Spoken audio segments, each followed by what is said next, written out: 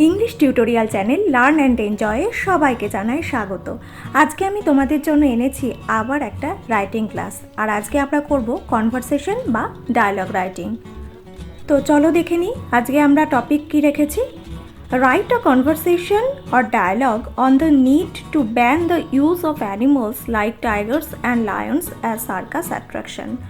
অর্থাৎ আমাদের একটা কথোপকথন লিখতে হবে কিসের ওপরে না, সার্কাসে যে বিভিন্ন রকমের পশু যেমন বাঘ বা সিংহ ব্যবহার করা হয় মানুষের মনোরঞ্জনের জন্য, মানুষকে আকৃষ্ট করার জন্য, সেই অ্যানিমালসদের ইউজ বন্ধ করার জন্য।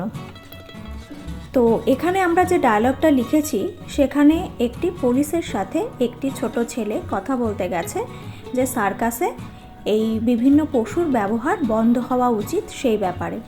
চলো তাহলে আমরা দেখে নিই যে আমরা কিভাবে কনভারসেশনটা লিখতে পারি।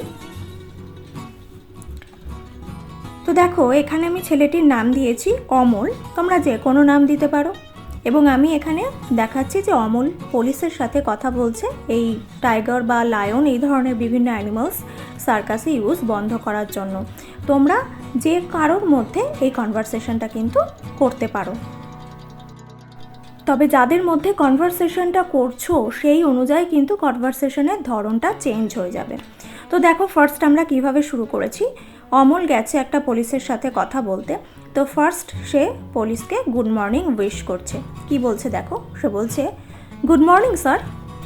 পুলিশ তখন কি বলছে, what's the matter little boy, বলছে ছোট্ট ছেলে কি হয়েছে।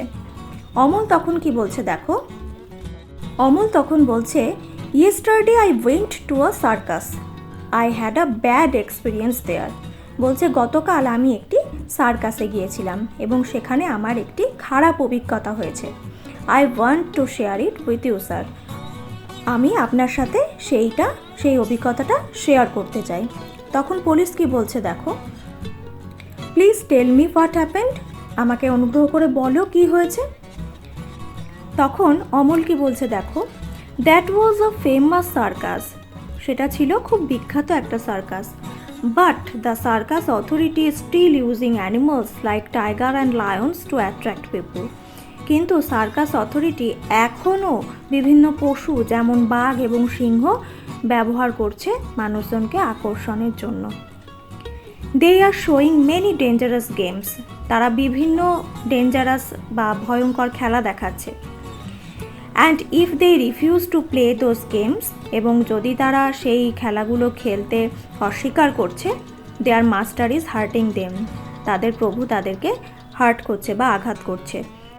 The animals are getting ill treatment there, পশুরা সেখানে খারাপ ব্যবহার পাচ্ছে। ইল ট্রিটমেন্ট মানে খারাপ ব্যবহার পাচ্ছে। তখন পুলিশম্যান শুনে কি বলছে দেখো, ওহ দ্যাট ইজ ভেরি ব্যাড, ওহ সেটা তো খুবই খারাপ। You know wild animals are decreasing in numbers and that's why we have a duty to protect them. বলছে তুমি জানো এই বন্য প্রাণীদের সংখ্যা কিন্তু ক্রমশ কমে যাচ্ছে এবং সেই জন্য আমাদের উচিত বা আমাদের কর্তব্য হলো তাদেরকে বিপদ থেকে রক্ষা করা। এটা কি বললো, পুলিশ বললো। এবার তারপরে দেখো অমল কি বলছে, yes sir we need to be more humane to animals, humane মানে মানবিক। বলছে যে হ্যাঁ স্যার আমাদের আরও তাদের প্রতি মানবিক হওয়া উচিত। We should boycott this circus authorities who are using wild animals and torturing them. আমাদের উচিত সেই সমস্ত সার্কাস অথরিটিগুলোকে পরিত্যাগ করা যারা এই রকমের বন্য প্রাণী ব্যবহার করছে এবং তাদের ওপর অত্যাচার করছে। Then they will be compelled to stop this, তবেই তারা এই ধরনের কাজ বন্ধ করতে বাধ্য হবে। কম্পেলড মানে হচ্ছে বাধ্য হওয়া। নেক্সট দেখো পুলিশ কি বলছে, yes that will be a good initiative and the government should be more strict two stop this offence. বলছে যে হ্যাঁ সেটা একটা খুব ভালো উদ্যোগ হবে এবং আমাদের সরকারেরও কিন্তু আরও বেশি কঠোর হওয়া উচিত এই অন্যায় বন্ধ করার জন্য। অফেন্স মানে অন্যায় আর স্ট্রিক্ট মানে কঠোর। অর্থাৎ আমরা যেমন সার্কাসগুলোকে বয়কট করব, সার্কাস আমরা দেখতে যাব না যারা এই ধরনের পশু ব্যবহার করছে, ঠিক তেমনই সরকারেরও কিন্তু আরও বেশি কঠোর হওয়া উচিত এটাকে বন্ধ করার জন্য। You know, there are already some laws to protect wild animals, but they are still doing so. তুমি জানো অলরেডি কিন্তু এই বন্য প্রাণীদের রক্ষার জন্য অনেক আইন রয়েছে, কিন্তু তা সত্ত্বেও তারা এইগুলো করছে। I will talk to my higher authorities to ban this.